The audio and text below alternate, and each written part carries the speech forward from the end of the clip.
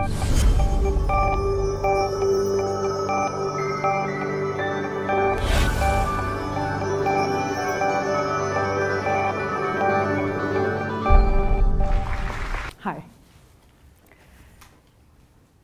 We grow up to stories of other people.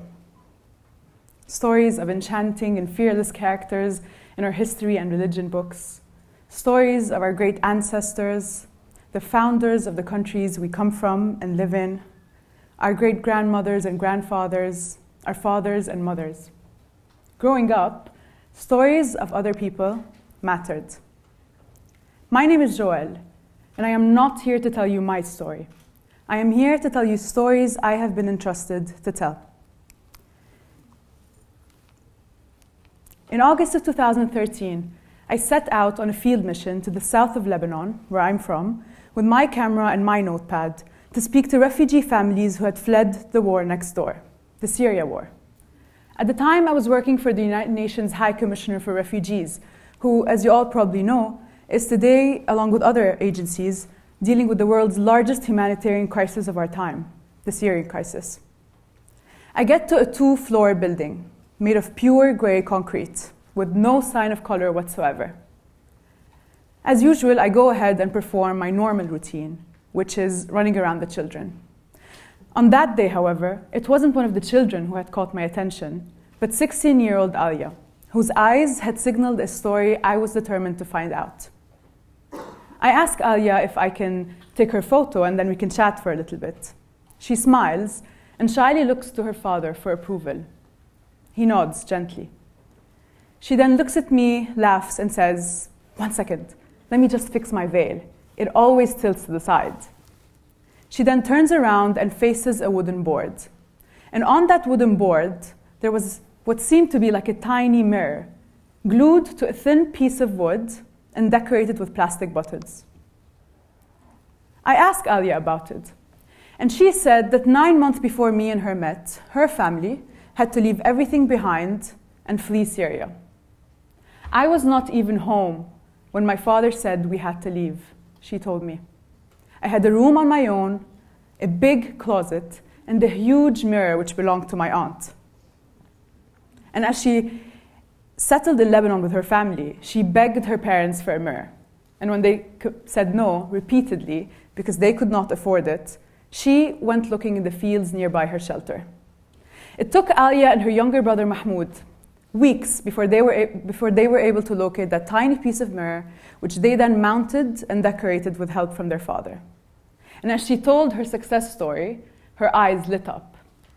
That evening, I go back home, I set my alarm for the next day, I sit on my bed, and I find myself staring into a 3-meter-long mirror in a room I barely had time for. Alia came to mind, and I remember thinking, what if I suddenly had to leave everything behind? Now, before I came to London, I worked on the Syria crisis for close to 5 years. I was a spokesperson, which meant that I had one central, very difficult task: to communicate the human story.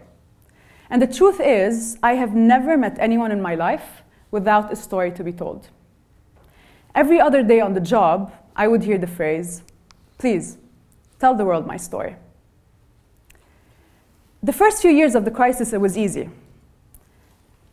It was enough for us to put headlines like 1 million refugees registered with UNHCR. 2 million Syrian children are today out of school. 1 in 5 people in Lebanon is now a refugee. Those headlines were enough to get the attention of the BBC, the New York Times, the Washington Post, and others. But what do you do when the numbers just become numbers? When people turn into just numbers? When the world starts losing interest? Or worse, when you realize that no one was paying attention in the first place? What you do is you dig deeper, you look for more stories, you spend more time in the field, and you ask more questions. Later in 2014, I joined the UN World Food Programme, who at the time was struggling to feed over 6 million people. And those were people either refugees in countries like Jordan, Lebanon, Turkey, Iraq, and Egypt, or were people displaced and often besieged in villages and areas inside Syria. 6 million people. That's as if everyone living in Paris, Brussels, and Rome combined are suddenly in desperate need for food. So I go ahead and again perform my usual routine, finding stories. And between September and October of that year, I made my worst and best memories.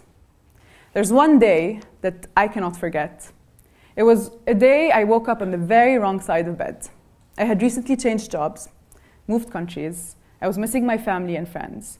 My job had started to have a toll on me. I was physically and emotionally exhausted. And it was just about that time when ISIS stories had began dominating the news. ISIS stories from just across the border. But on that day, never did I thought I would meet these guys. Meet 6-year-olds Heba and Saleh.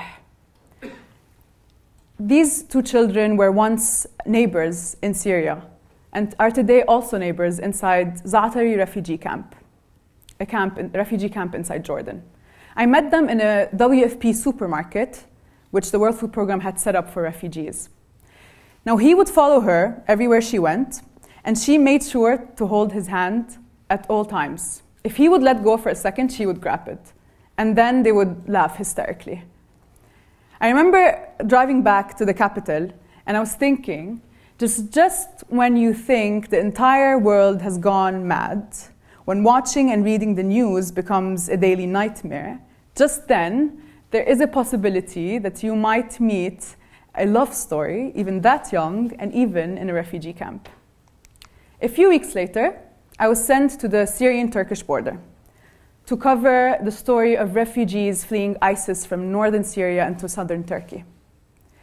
And this is when I met these two, 8-year-old Mohammed and 6-year-old Chillin. Now, these siblings were at one point standing only meters away from me. They were in a village called Kobane in northern Syria, and I was standing in a village called Suruc in southern Turkey. And the only thing dividing us was, well, barbed wires. 8 days before I met the siblings, news that ISIS was closing in on their village had reached them. And so the entire village had to leave, again, everything behind and walk towards the border. 8 days they spent under the rain and under the burning sun on some days, battling the idea of leaving their homeland. And when I met them, they had given up. Because only an hour after I took this photo, the family was let in. They were, for the first time in their lives, refugees. I remember standing on that border, feeling absolutely shocked. I couldn't say a word, and all I can think of was how much I despised barbed wires. At one point, our head of security comes and says, "We need to leave." ISIS and Kurdish forces were just a few kilometers across the border. We could hear them. And he said, "Listen, let's go to a nearby village, wait for things to calm down, and if they do, we'll just come back." But I knew at that moment that the second we left, they weren't going to let me come back. So I was looking around, trying to find anything that would buy me some time. And imagine the scenario.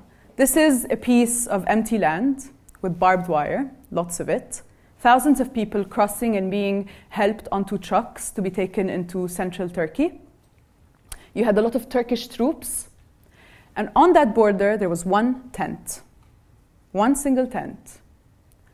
My instinct said, walk towards the tent. And I was walking towards the tent thinking I wasn't going to find anything there. But I met her. Meet Nema.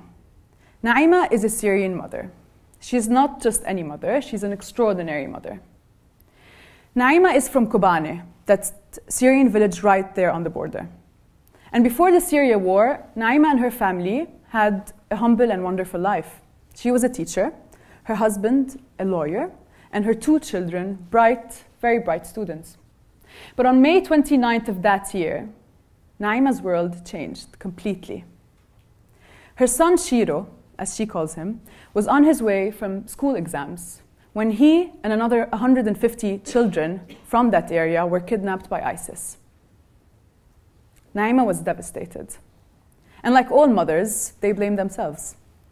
If only my child was not so well behaved, maybe he would have been able to escape.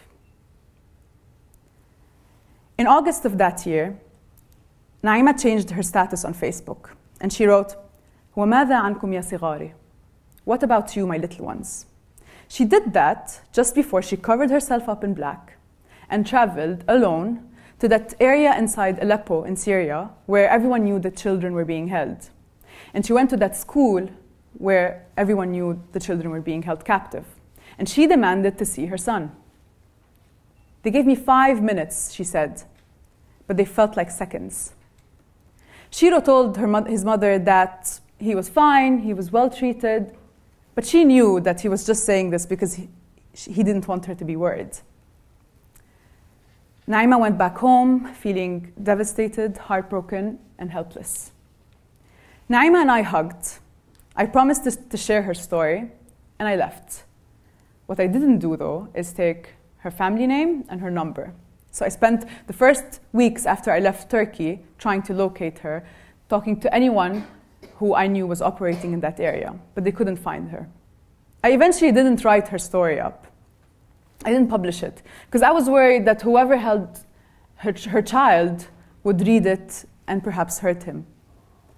The reason why I'm telling you the story now is because in August of that year, the last batch of students held with ISIS had been released in a prisoner swap. And from the little I know of his mother, I know that she must have been there to welcome him and take him home.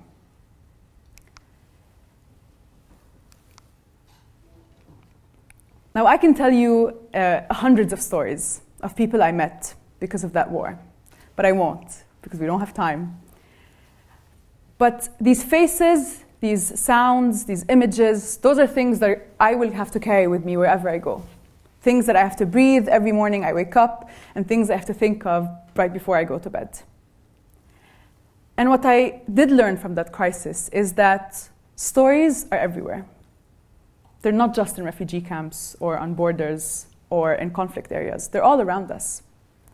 And when we grow up, we sort of forget to look for them because we think we're too busy, or maybe we're too individualistic, or maybe it's none of our business, we tell ourselves. But stories are everywhere.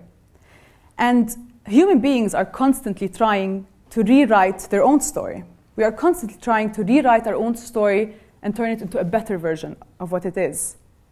And what I learned is that one way to do it is to listen and value the experiences and stories of others, sad or happy stories. So the next time you meet someone on a train, in a bar, in a classroom, you read about someone in an online newspaper, in a video, in a blog, whether it's someone whose name you can't even pronounce, or maybe it's someone you think you know, remember to listen and value that experience. Let these stories and these names become milestones in your life. Because then you can rewrite your own story, maybe even an even better version of it. One story at a time. Thank you.